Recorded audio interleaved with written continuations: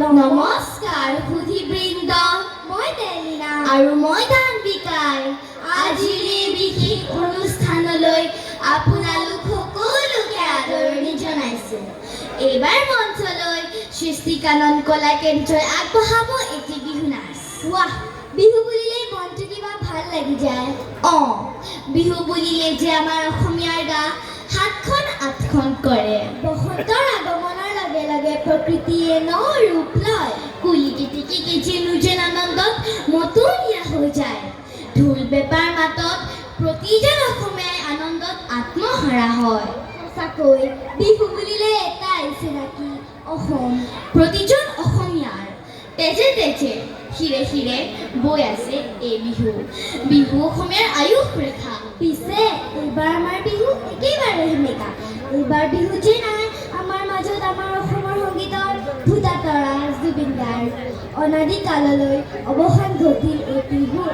দেলিনা, বিহু হৈছে প্ৰকৃতিৰ সৃষ্টি, আৰু সেই সৃষ্টিৰ আজি জুবিনাই কিমান ভাল পাইছিল সেয়া তেখেতৰ কণ্ঠৰ বহু গীতত আমি শুনি আহিছোঁৱে।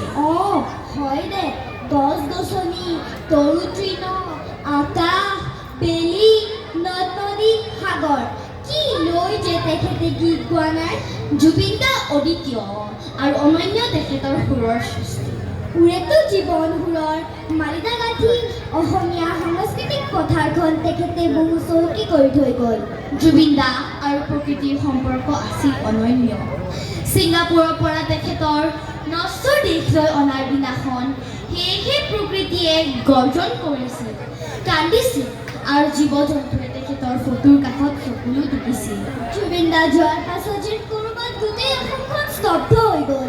কিন্তু আমি তেখেতৰ মৰমৰ অসমখন স্তব্ধ হ'বলৈ দিব নোৱাৰোঁ, কাৰণ জুবিন দা নৈৰ দৰে হ'ব বিচাৰিছিল। সেয়েহে মৃত্যু জিনি অমৰ হোৱা জুবিন দাক শ্ৰদ্ধাঞ্জলি জনাবলৈ তেওঁৰ এই কণ্ঠৰ এই প্ৰিয় গীত নাহৰৰ জৰিয়তে আজি আমি বিহু নাচ পৰিৱেশন কৰিবলৈ ওলাইছোঁ।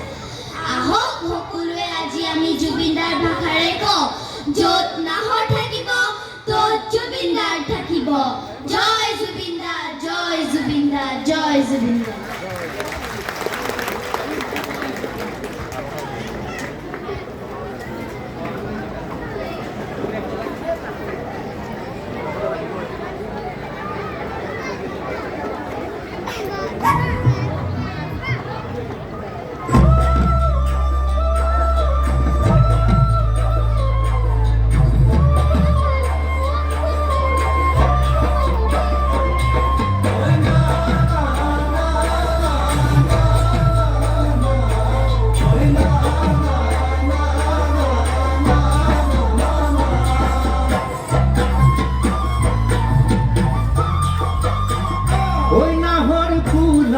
বতর ওই নাহর মোর মরমর,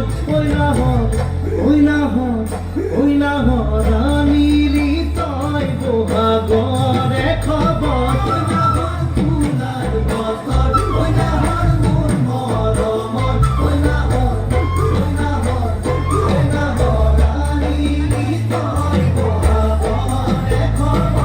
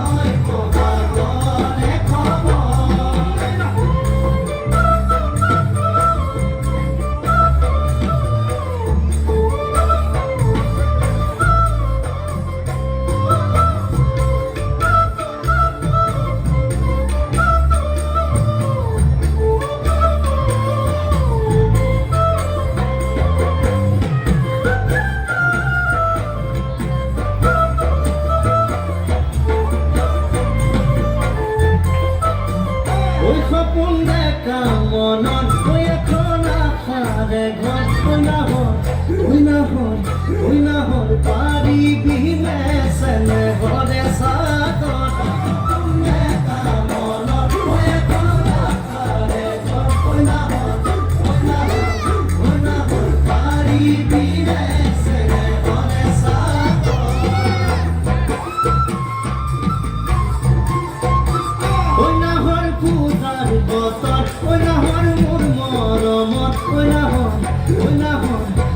হৰাণী তই বহাগৰে খবৰ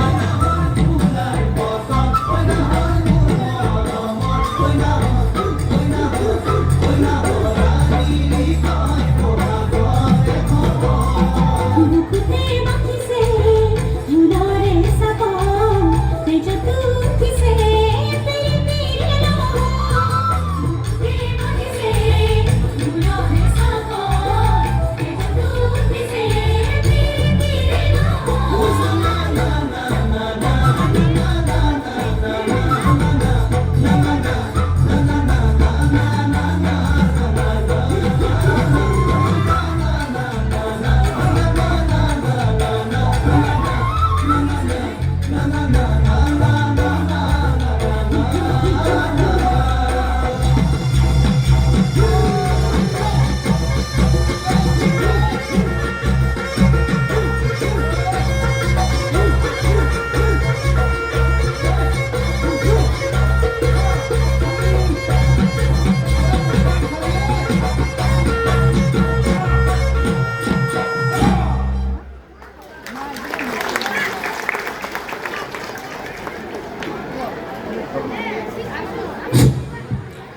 সঁচাকৈ